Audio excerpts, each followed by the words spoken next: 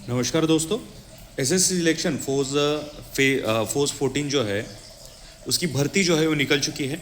ठीक है, ये टोटल 3003 पोस्ट के लिए जो भर्ती है वो होने वाली है। ठीक है, और इसी भर्ती के रिलेटेड कुछ इंफॉर्मेशन जो है आज हम जान लेते हैं कि अप्लाई कैसे करना है और सारी इंफॉर्मेशन यानी क्या क्या क्राइटेरिया लगेगा। ठीक है, तो हमेशा याद रखना है कि एसएससी सिलेक्शन पोस्ट जो है वो फेज़ 14 के लिए रिक्रूटमेंट जो है निकल चुकी है। ठीक है, ये एसएससी की तरफ से भर्ती जो है वो ली जा रही है। टोटल वैकेंसी है 3003। ठीक है, पोस्ट का नाम है सिलेक्शन पोस्ट फोर्स 14। ठीक है, जॉब लोकेशन है वो अक्रॉस इंडिया, मतलब आपको पूरे भारत में कहीं भी जॉब जो है करना पड़ सकता है। सिलेक्शन प्रोसेस जो सीबीई यानी कंप्यूटर बेस्ड एग्जामिनेशन जो है वो चलेगी, और साथ ही आपका स्किल टेस्ट अगर रिक्वायर्ड हो तो स्किल टेस्ट भी देखा जाएगा। और इसकी ऑफिशियल वेबसाइट है ssc.government.in, यानी इसी वेबसाइट पे जाके आपको फॉर्म जो है फिल करना है। ठीक है, अब नोटिफिकेशन जो है वो काफ़ी पहले यानी 13 अप्रैल को ही रिलीज कर चुके हैं। ठीक है, स्टार्ट डेट जो फॉर्म भरने का है वो भी 13 अप्रैल है, बट लास्ट डेट है 4 मई। ठीक है, यानी अभी तक आपने फॉर्म नहीं भरा है तो जल्दी से इसका फॉर्म जो है भर दीजिएगा। अब फ़ी जो है आपको, मतलब फ़ी तो आप तभी भर देते हो अगर आप फ़ी आपने नहीं भरी है तो फ़ी पेमेंट की डेडलाइन जो है 5 मई 2026 तक आपको फ़ी जो है भरनी है। और उसके बाद अगर आपको फॉर्म में कुछ दिक्कत आती है या फॉर्म करेक्शन करना है तो उसके लिए भी आपको एक डेट दी गई है। 11 मई से लेकर 13 मई तक आप फॉर्म में जो है करेक्शन कर सकते हो। ठीक है, अब एग्ज़ाम डेट जो है वो जून 2026 जो है वो बताई गई है। ये कन्फर्मेशन डेट नहीं है बट सिर्फ बताई गई है। ठीक है, अब इसके लिए जो आपको एजुकेशन क्राइटेरिया चाहिए उसके लिए हमेशा याद रखना है कि एजुकेशन क्वालिफिकेशन में आपकी 10वीं जो है वो होनी चाहिए। ठीक है, और उसी के साथ आपको 18 to 25 से एज जो है होना चाहिए, यानी कुछ पोस्ट के लिए आपकी 10वीं कंप्लीट होनी चाहिए, साथ ही 18 से लेकर 25 तक जो एज है वो भी होना चाहिए। अगर कुछ पोस्ट के लिए आपकी 12th जो है वो कंप्लीट होना चाहिए, उसके रिलेटेड कुछ भी इक्विवेलेंट हो, यानी अगर 12th नहीं किया है बट 10वीं के बाद कोई डिप्लोमा किया है, आईटीआई किया है तो वो भी चल जाएगा। ठीक है, तो 10+2 जो है आपको चाहिए, साथ ही 18 से लेकर 25 के बीच में आपका एज जो है होना चाहिए।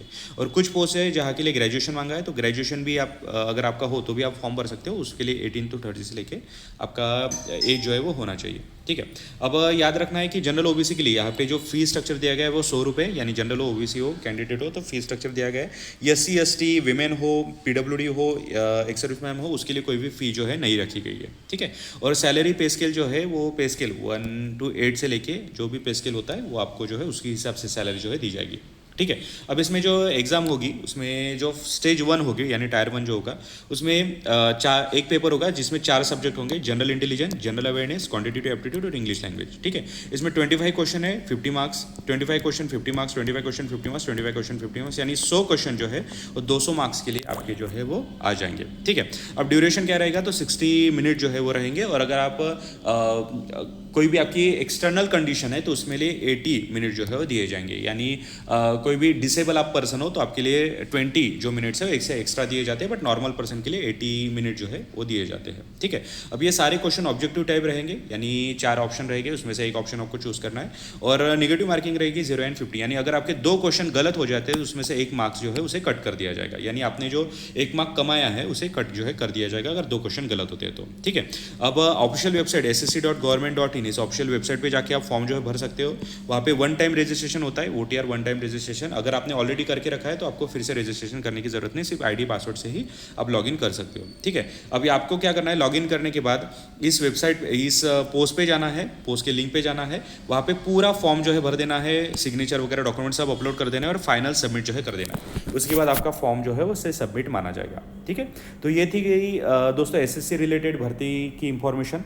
अगर आपको इंफॉर्मेशन यूजफुल लगी हो तो चैनल को जो है सब्सक्राइब भी करके रखिए, साथ ही वीडियो को भी लाइक शेयर जरूर कर दीजिएगा, और इस वीडियो को आपके दोस्तों के साथ शेयर कीजिए ताकि उनके पास भी ये इंफॉर्मेशन जो है पहुंच सके, क्योंकि वीमेंस के लिए SC ST कैंडिडेट के लिए ये पूरा फॉर्म फ्री ऑफ कॉस्ट है, सिर्फ ओबीसी के लिए 100 रुपये जो है भरने, जनरल एंड ओबीसी के लिए 100 रुपये जो है भरने हैं। ठीक है, तो ये थी इंफॉर्मेशन, और अगर इसके रिलेटेड कोई भी क्वेश्चन हो तो आप कमेंट बॉक्स में पूछ सकते हैं, उसके भी आंसर जो है दिए जाएंगे। ठीक है, अभी मिलते हैं अगले वीडियो में, तब तक अपना ध्यान रखिएगा।